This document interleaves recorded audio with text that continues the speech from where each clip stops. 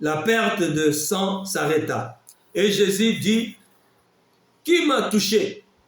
Comme tous s'en défendaient, Pierre et ceux qui étaient avec lui dirent, Maître, la foule t'entoure et te presse, et tu dis, qui m'a touché? Mais Jésus répondit, quelqu'un m'a touché car j'ai connu qu'une force était sortie de moi. La femme, se voyant découverte, vint toute tremblante, se jeta à ses pieds et déclara devant tout le peuple pourquoi elle avait touché et comment elle avait été guérie à l'instant. Jésus lui dit, ma fille, ta foi t'a sauvée. Va en paix. Parole du Seigneur. Amen. Bon, on va lire la suite pour comprendre aussi l'histoire de la fille de Jaïrus. Comme il parlait encore, survint de chez le chef de la synagogue quelqu'un disant, ta fille est morte, n'importune pas le maître. Mais Jésus, ayant entendu cela, dit au chef de la synagogue, ne crains pas, crois seulement et elle sera sauvée. Lorsqu'il fut arrivé à la maison, il ne permit à personne d'entrer avec lui, si ce n'est que Pierre, Jean et Jacques, et au père et à la mère de l'enfant.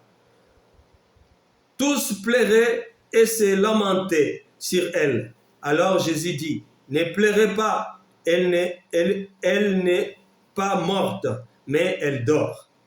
Et ils se moquèrent de lui, sachant qu'elle était morte. Mais il la saisit par la main et dit d'une voix forte, enfant, lève-toi. Et son esprit revint en elle, et à l'instant, elle se leva, et Jésus ordonna qu'on lui donnât à manger. Les parents de la jeune fille firent dans l'étonnement, et il leur recommanda de ne dire à personne ce qui était arrivé. Amen. Voilà, ça c'est notre deuxième chrétien combattant. Qu'est-ce que cette histoire nous raconte? Après l'histoire de la ténacité de l'aveugle Bartimée, nous avons l'histoire de cette femme qui perdait le sang pendant 12 ans. Pendant 12 ans, cette femme, elle avait continuellement le sang qui coulait. Donc, elle avait des règles incessantes. Elle a fait tous les médecins du coin, personne n'était capable de la guérir. Donc, pendant 12 ans, cette femme était impure. Parce qu'en Israël, à ce temps-là, quand une femme était dans ces périodes d'émancipation, elle était impure, elle ne pouvait pas s'approcher des gens. Donc, elle qui avait les pertes de sang pendant 12 ans, cette femme-là était impure. Normalement, elle devait rester cachée dans sa maison. Elle ne devait pas être dehors. Parce qu'en Israël, à cette époque-là, une femme comme ça, si elle te touche, toi aussi, tu deviens impure. Tu dois te purifier pendant, si je ne me trompe pas, pendant 2 jours. Donc, vous imaginez une femme comme ça qui va sortir parce qu'elle a entendu parler que Jésus passait par là-bas. Elle est sortie, impure qu'elle était,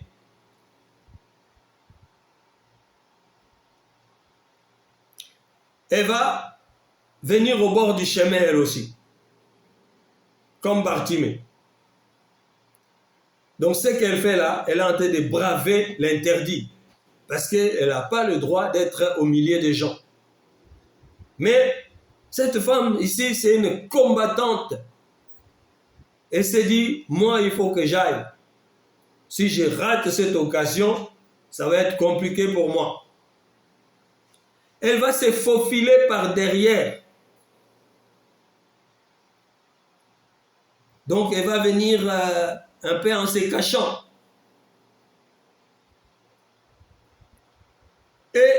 là, elle va manifester sa foi. Dans le livre, ça c'est Luc que nous avons lu, parce que je voulais que vous sachiez le nom de la personne qui a interpellé Jésus, qui s'appelait Jaïrus. Et ici, il y a une précision qui est importante aussi. Mais dans Matthieu nous dit, cette femme disait dans son cœur, si je n'ai pu juste toucher le pan de sa robe, j'espère que je serai guéri. Cette femme-là avait une foi. Et c'est elle-même donné une image dans sa tête. Elle a dit, je sais que parler avec cet homme, ça va être compliqué. Si je m'approche, ceux qui me connaissent, ils vont me repérer, ils vont dire, ah, je les ai rendus empires, donc on risque même de me lapider. Donc ce que je vais faire, je vais m'approcher. J'imagine même qu'elle était cagoulée, donc camouflée, pour s'approcher de cette foule-là. Donc elle va venir par derrière. Et dans son cœur, elle se disait, il suffit que je touche, ne fût-ce que son vêtement. Moi, je n'ai pas besoin que lui me touche.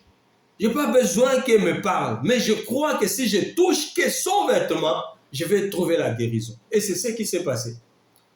Jésus dit, qui m'a touché? Cette femme-là l'a touché. Il y avait une grande foule. Donc, quand tu es au milieu de la foule et que tu commences à demander qui m'a touché, Pierre lui dit, mais maître, t'as un souci là, non? T'as vu la foule qui a tout autour de toi et toi tu nous demandes qui m'a touché? T'es sérieux là? Jésus dit, oui, parce que j'ai senti une force sortir de moi. Et cette femme-là, tellement Jésus insistait, la femme a remarqué qu'il était un peu grillé. Donc il va se dénoncer. Il va expliquer pourquoi elle avait touché Jésus. Et Jésus lui dira, va, ta foi t'a sauvé. Ici, on est en train de parler de la foi des chrétiens combattants, pas des bébés chrétiens. On voit la différence entre les bébés chrétiens et les chrétiens combattants.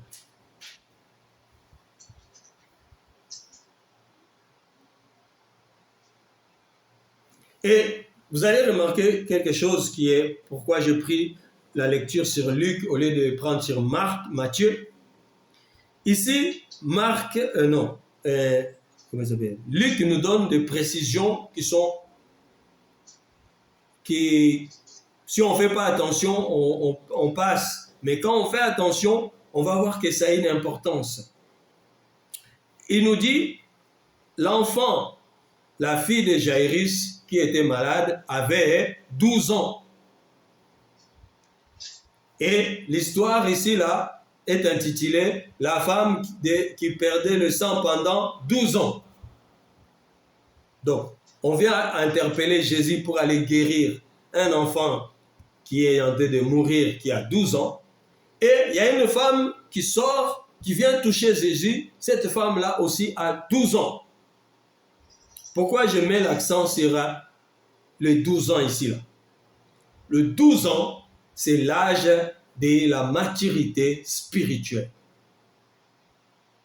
Vous allez voir que dans la Bible, il y a beaucoup de passages où on fait l'accent sur le chiffre 12. Les 12 ans. La fille, elle a 12 ans. La dame qui vient toucher Jésus a 12 ans. Donc, comme dit l'autre pasteur ici, là, le jour où l'enfant est né, cette femme-là a commencé à avoir des soucis. Et pendant 12 ans que cet enfant-là grandissait, cette femme-là avait toujours des problèmes. Donc, leurs problèmes vont se croiser. Et ils vont se croiser autour de qui? Autour de Jésus.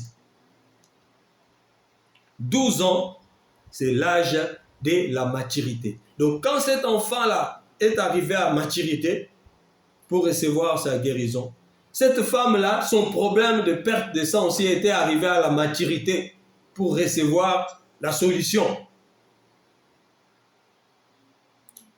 Et vous allez remarquer une chose. Quand est-ce que Jésus commence à s'occuper des affaires de son père? Vous connaissez cette histoire-là dans la Bible. Jésus est arrivé à l'âge de 12 ans. Ses parents l'ont amené à Jérusalem et ils habitaient à Bethléem. Et chaque année, ses parents montaient pour la purification à Jérusalem. Et à l'âge de 12 ans, ils vont aussi amener Jésus. Arrivés là-bas, ils ont fait leur cérémonie et ils ont commencé à rentrer. La marche prenait, j'imagine, plus de 3 jours. Parce que la Bible dit, pendant 3 jours, ses parents ne l'ont pas aperçu. Et il se disait, il est en train de jouer avec ses copains, derrière ou devant. Donc ils ne faisaient pas attention. Mais au bout de 3 jours, ils se sont quand même inquiétés. Ils vont commencer à les chercher. Et là, ils ne le trouvaient nulle part. Donc ils ont pris la décision de faire route marche arrière. Et ils vont revenir jusqu'à Jérusalem. Et ils vont aller se renseigner. Je pense que les gens leur ont dit, on a vu un jeune garçon là-bas dans le temple. Donc ils vont aller dans le temple et c'est là-bas où ils vont trouver Jésus au milieu des docteurs de la loi, en train de suivre les enseignements, de poser des questions et de chercher des explications. Et la Bible précise que les gens qui étaient là étaient étonnés de la sagesse et de la maturité de cet enfant de 12 ans. Et c'est là où ça devient intéressant. Ses parents vont lui dire, sa mère dira, mais mon fils, qu'est-ce que tu nous as fait? Moi et ton père, on t'a cherché pendant 3 jours. Moi et ton père. Donc moi, Marie, ta mère, et Joseph, ton père, on t'a cherché pendant 3 jours. Et Jésus va lui répondre à sa mère Marie. Il dit, pourquoi vous me cherchez? Ne savez-vous pas que je suis censé s'occuper des affaires de mon père? À 12 ans, Jésus a commencé à s'occuper des affaires de son père. Donc Jésus était arrivé à la maturité. Donc là, 12 ans est considéré, vous verrez que chez les Juifs, à 12 ans, c'est là où ils amènent leurs enfants à la synagogue, on leur donne le rouleau et ils font la lecture. Donc ça veut dire qu'ils rentrent dans le monde, ils sont devenus des hommes spirituellement, ils peuvent assister au culte.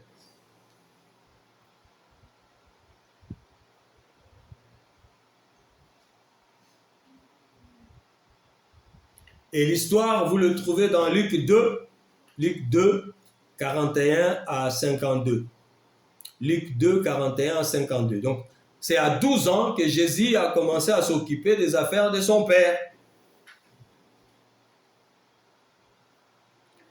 Et on peut regarder comme ça quelques exemples ou quelques passages que la Bible nous donne sur le chiffre 12. Pour être le peuple de Dieu, il fallait 12 tribus.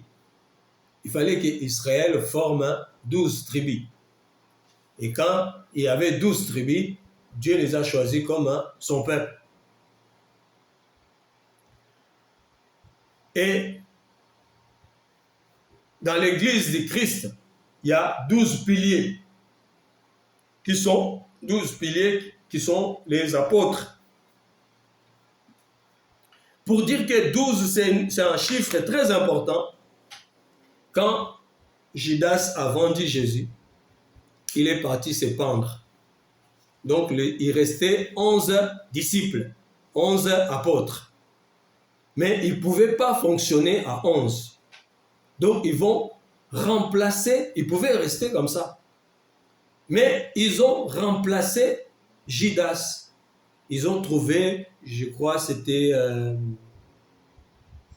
je ne me rappelle plus le nom, Matthias, je crois, pour remplacer Judas. Donc, il fallait que le nombre soit équilibré. Il fallait être à 12. Il y a 12 piliers dans l'église du Seigneur. Et les lecteurs de la Bible, peut-être vous avez déjà lu que dans la tente d'assignation, dans le tabernacle que Dieu avait demandé à Moïse de construire, il y avait une table qu'on avait mis là-bas, ça s'appelait la table des pains de proposition. Sur cette table-là, on posait toujours 12 pains. C'est symbolique les 12 pains. Le 12 pains représentait la bénédiction de chaque tribu d'Israël.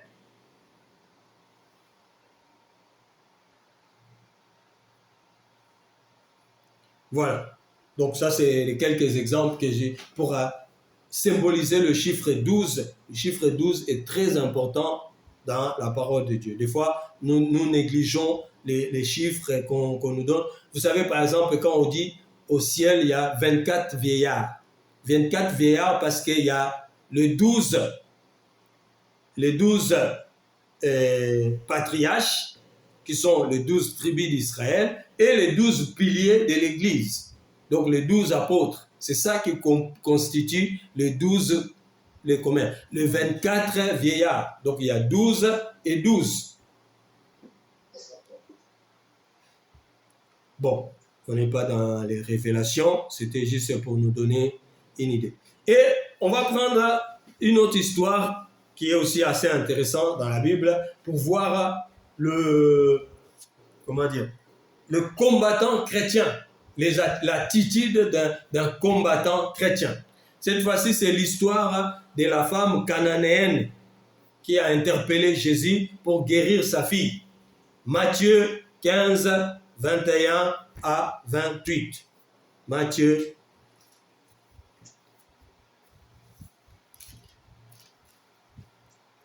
15, 21 à 28, il est dit, je lis la parole du Seigneur, 21. Jésus étant parti de là, se retira dans le territoire de Tyr et de Sidon. Et voilà une femme cananéenne qui venait de ces contrées, lui cria, « Aie pitié de moi !» Vous avez remarqué que, à part la femme à perte de sang qui est venue en cachette, Jaïrus criait, il demandait secours. Bartimée criait, il demandait secours. La femme ici aussi, la femme cananéenne. Et voici une femme cananéenne qui venait de ces contrées, lui cria, « Aie pitié de moi, Seigneur, fils de David. Ma fille est cruellement tourmentée par le démon. » Il ne lui répondit pas un mot. Cette femme qui criait, « Aide-moi », mais Jésus n'a même pas ouvert la bouche.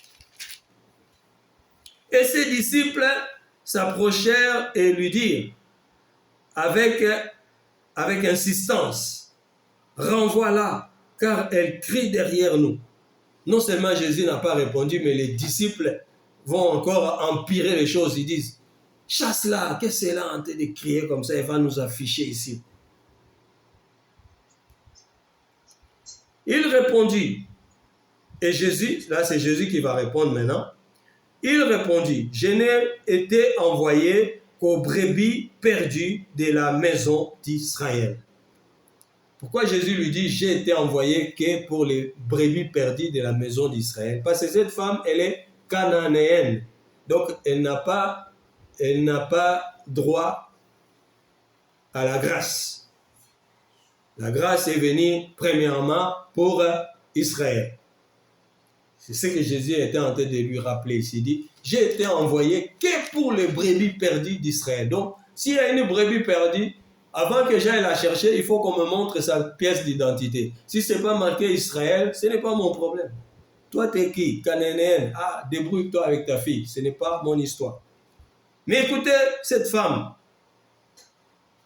Mais elle vint se prosterner devant lui. Donc elle a dit, je crois qu'avec les cris, cet homme ne comprend pas ma douleur. On dit, elle s'est mise à genoux devant Jésus en disant, Seigneur, secours-moi. Et Jésus lui répondit, il n'est pas bien de prendre le pain des enfants et de les jeter aux petits chiens. Ah, c'est choquant. Hein? Il n'est pas permis de prendre le pain qu'on donne aux enfants et de les donner aux petits chiens. Donc Jésus, dans un langage, considère que cet enfant-là qui est malade, c'est un petit chien. Il ne mérite pas la nourriture des enfants. Mais moi, j'aime la foi de cette femme qui est venue vers Jésus. Cette femme va lui répondre, « Oui, Seigneur. » Donc, pour dire, je sais que moi, je ne suis qu'un chien et ma fille, c'est un petit chien. « Oui, Seigneur, dit-elle. Mais le petit chien mange le miette qui tombe de la table de leur maître. » Cette femme, je dis à Jésus, bien que nous sommes des chiens, mais les chiens, ils traînent toujours dans la parcelle, non? Et quand le maître finit de manger, les miettes là qui tombent, c'est qui le mange? C'est pas les chiens. Donc là, Jésus va comprendre que non, elle a affaire à une combattante. Alors Jésus lui dit, femme, ta foi est grande. Cette fois-ci, il ne s'arrête même pas que ta foi t'a sauvé. Il dit, ta foi est grande, qu'il te soit fait comme tu veux. Et à l'heure même, sa fille fut guérie.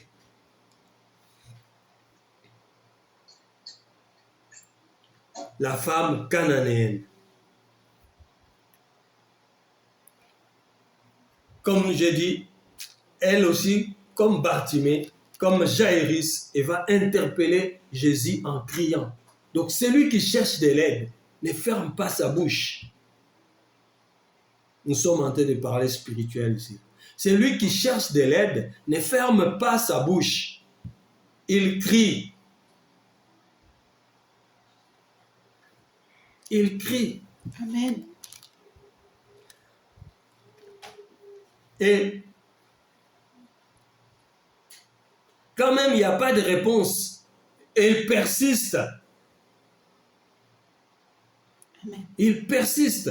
Il y a une autre histoire dans la Bible où on nous dit, il y a un homme qui est venu, comment on dit ça? Un homme est venu voir son ami. Il est venu en voyage et il va voir son ami. Il arrive la nuit. Et l'ami le reçoit. Et l'ami qui est arrivé, le visiteur, il a faim. Mais il est tard. Le propriétaire de la maison va réfléchir. Il va aller dans la boutique en face. Et il va commencer à frapper à la porte. Mais la boutique était déjà fermée. Le monsieur de la boutique dormait déjà. Mais lui, il va tellement frapper. Il dit, si je laisse le commerçant ici dormir, mon ami va crever de faim. Et il va me traiter de mauvais ami. Donc il va insister, il va frapper. Et le commerçant, il dormait. Il entend le bruit des boum, boum, boum, boum, boum, boum, boum. Il s'est dit, si je ne me réveille pas, cet homme va réveiller toute ma famille. Et c'est ma femme qui finira par m'engueuler ici. Donc, la Bible dit, pour éviter le dérangement, il va s'élever, il va le servir, comme ça tout le monde est satisfait. Donc, c'est lui qui est dans le besoin, c'est lui qui fait le pas. C'est lui qui va vers le Seigneur. C'est lui qui va chercher l'aide. Je dis ici, ce n'est pas le médecin qui va voir le malade. C'est le malade qui va vers le Seigneur. Le malade, il crie. Un malade, quand il en peut plus, il crie de douleur. C'est là où le médecin va courir et dit, mais qu'est-ce qu'il y a? Ils vont prendre des stéthoscopes ou je ne sais, des scanners. Ils vont tout vérifier parce que le malade crie.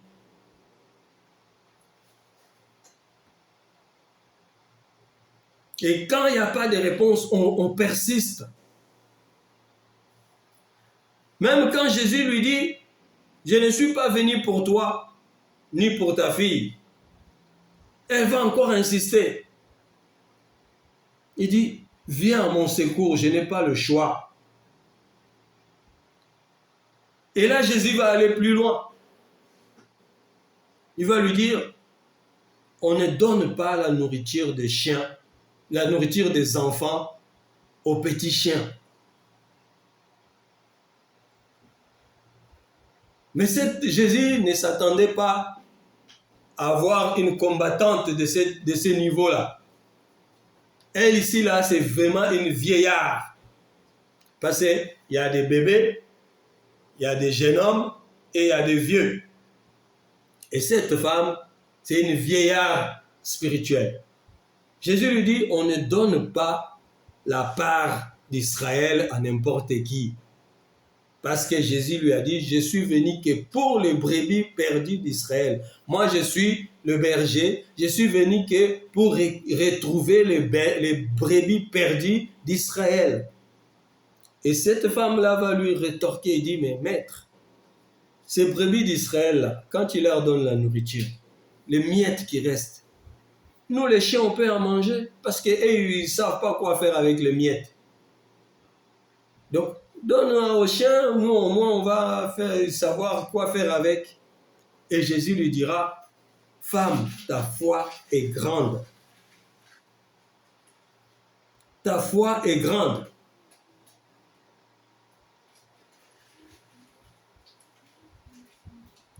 Cette femme a manifesté une foi inébranlable.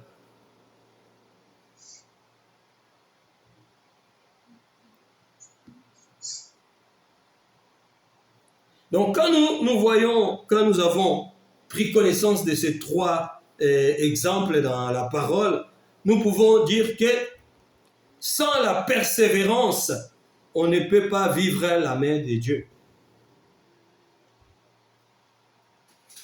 Pour qu'on puisse te demander quel âge as-tu, il faut que tu sois persévérant. Jacob a persévéré dans le pays de Laban. Jacob a persévéré devant son frère Ésaü.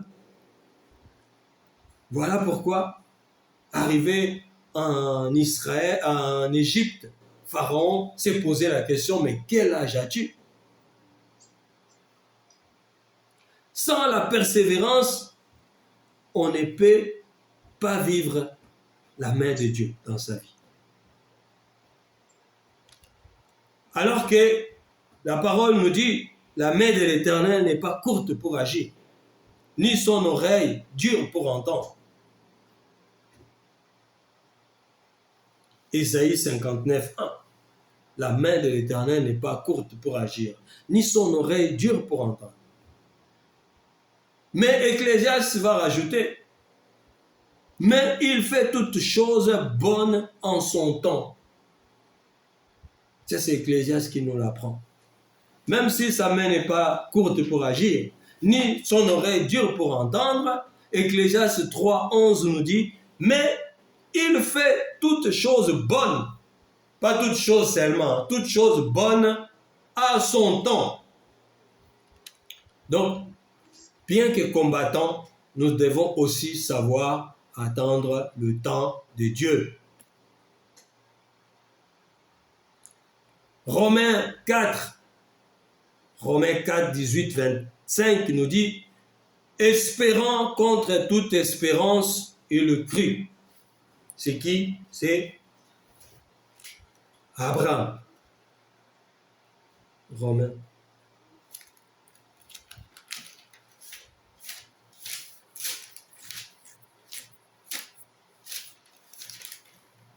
Romains 4, 18. Il est dit, espérant contre toute espérance, il crie. Donc au-delà de tout espoir, Abraham a continué à croire, en sorte qu'il devint père d'un grand nombre de nations, selon ce qui lui avait été dit. Telle sera ta postérité. Et sans faiblir dans la foi, il ne considéra point que son corps était déjà usé. On nous informe que Abraham n'a jamais regardé l'état de sa vieillesse. Il a continué à espérer qu'il aura un fils de la promesse. Puisqu'il avait près de 100 ans et que Sarah n'était plus état d'avoir des enfants. Il ne douta point.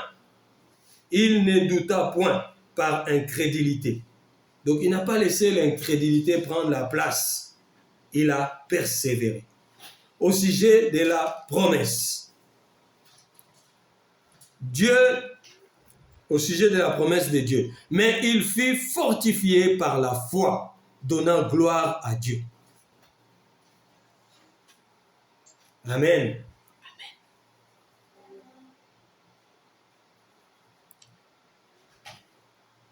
Ésaïe nous dit, cherche Dieu pendant qu'il se trouve. Cherche Dieu pendant qu'il se trouve. Ésaïe 55, 6. Et on peut sauter, on va de 9 à 8.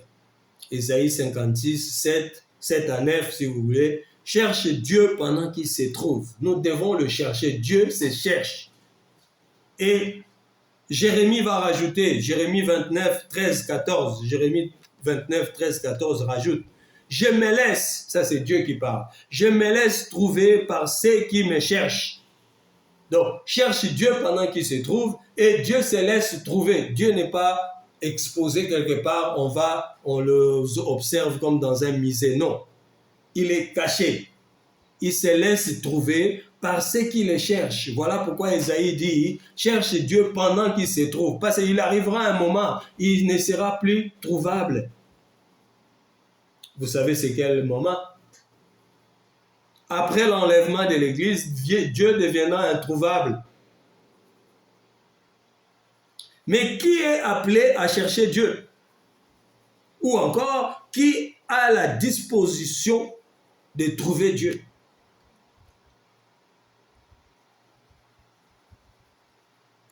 Qui est prédestiné à trouver Dieu?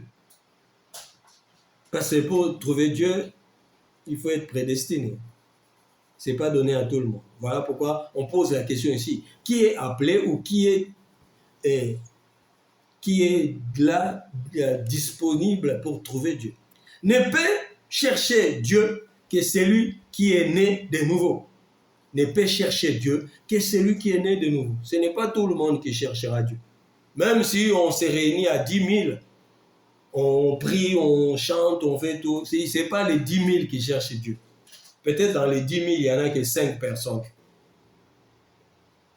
Donc, ne peut chercher Dieu que celui qui est né de nouveau. Ne peut trouver Dieu que celui qui a été élu avant la fondation du monde. Donc, si tu n'as pas été élu avant la fondation du monde, tu peux tourner 50 fois par terre. Tu peux te jeter 7 fois dans la mer, dans la rivière. Tu peux, je ne sais quel exercice.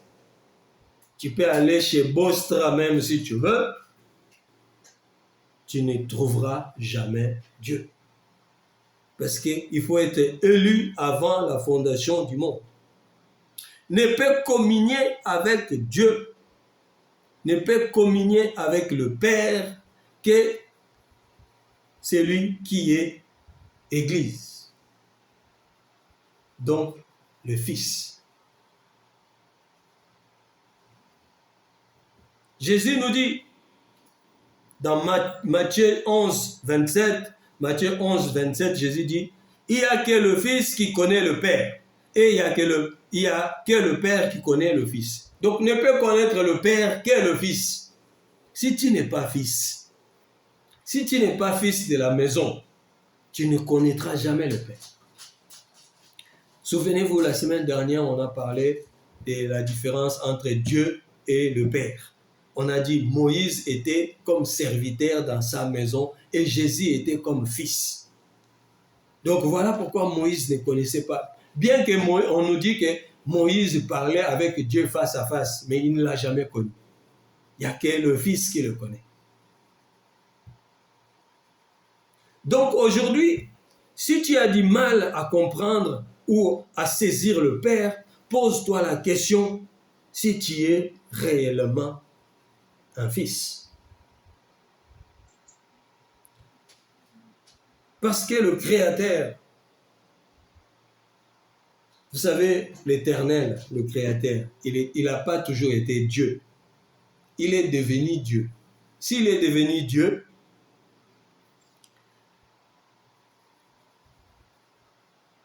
il est le Dieu de tout le monde. Comme on dit, les bontés de l'Éternel, dans sa bonté, il fait pleuvoir pour les gentils et pour les méchants. Donc il est le Dieu de tout le monde. Mais il n'est pas le Père de tout le monde. Voilà pourquoi il faut être fils pour que lui devienne le Père. Mais s'il reste Dieu, ça peut être compliqué. Parce qu'en tant que Dieu,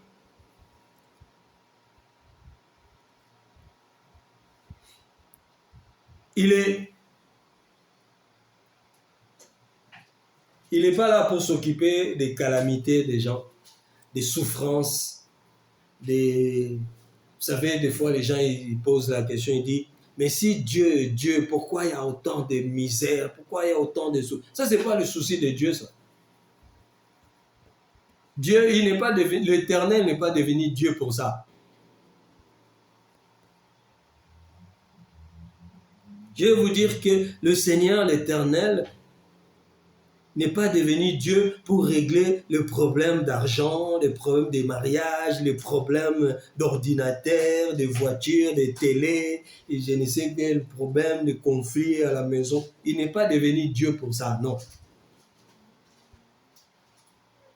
Et là, vous allez me dire, mais frère Médard, qu'est-ce que tu nous racontes? Tu nous as toujours dit, Dieu s'occupe de tout, il faut lui faire confiance et surtout.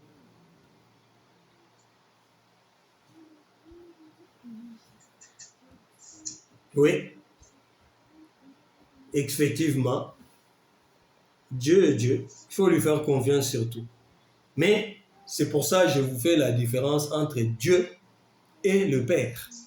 Le Père s'occupe de tout, mais Dieu ne s'occupe pas de tout. L'Éternel est devenu Dieu pour créer, pour coordonner, pour orienter et pour mouvoir sur la création. L'Éternel est devenu Dieu. Dieu veut dire sujet d'adoration. Donc si on adore Dieu, c'est parce qu'il est le créateur, le coordonnateur, l'orienteur, le dirigeant et c'est lui qui donne le mouvement sur la création. Voilà pourquoi il est Dieu. Il n'est pas Dieu pour s'occuper de nos problèmes.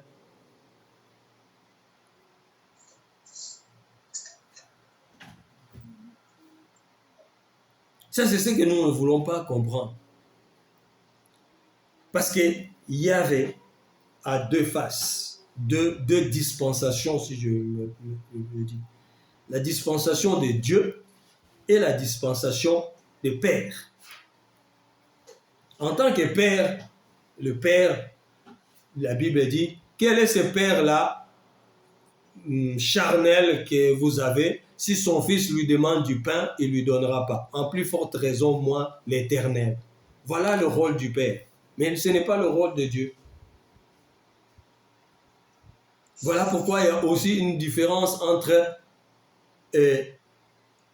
Dieu, le Créateur, et le Fils qui est venu sur la terre. Le Fils, c'est pour manifester la compassion, la miséricorde. Mais le Père, c'est pour manifester l'autorité. Donc nous devons saisir les dimensions de notre Dieu. Si nous voulons prier Dieu, nous devons connaître qui il est, comment il fonctionne. Voilà pourquoi on nous dit que Yahvé est omniscient, omnipotent, omniprésent, parce qu'il est l'Éternel. Il connaît tout, il voit tout, il est le Tout-Puissant. C'est en ça qu'il manifeste son côté de Dieu. Mais en tant que Père, Yahvé est Père quand il sauve. Il est Père quand il sauve. Un père ne peut pas laisser son enfant dans la détresse. Il viendra au secours. Voilà pourquoi Dieu est venu à notre secours. en tant que père. Et deuxièmement, il fait de nous des fils dans sa maison. Ça, c'est le rôle du père. Et troisièmement, il fait de nous épouses, église. Donc nous avons affranchi même le tape de fils pour devenir épouse. Si tu es épouse, tu dormiras dans le lit du père. C'est compliqué, hein? Épouse qui dort dans le lit du père. L'épouse qui dort dans le lit de Dieu. Donc il connaît le secret de Dieu. Ne peut connaître le secret de Dieu que le fils qui est église. Amen. Amen. Donc, comme j'ai dit, si tu as du mal à saisir Dieu, à toucher le vêtement de Dieu, à crier à Dieu pour qu'il puisse s'arrêter et te répondre, pose-toi la question, est-ce que tu es un fils? Est-ce que tu es un chrétien combattant? Parce qu'un chrétien combattant, c'est un fils. Amen. Voilà, ça c'était notre pensée d'aujourd'hui. Je ne sais pas s'il y a des questions. On peut prendre 5 minutes là pour répondre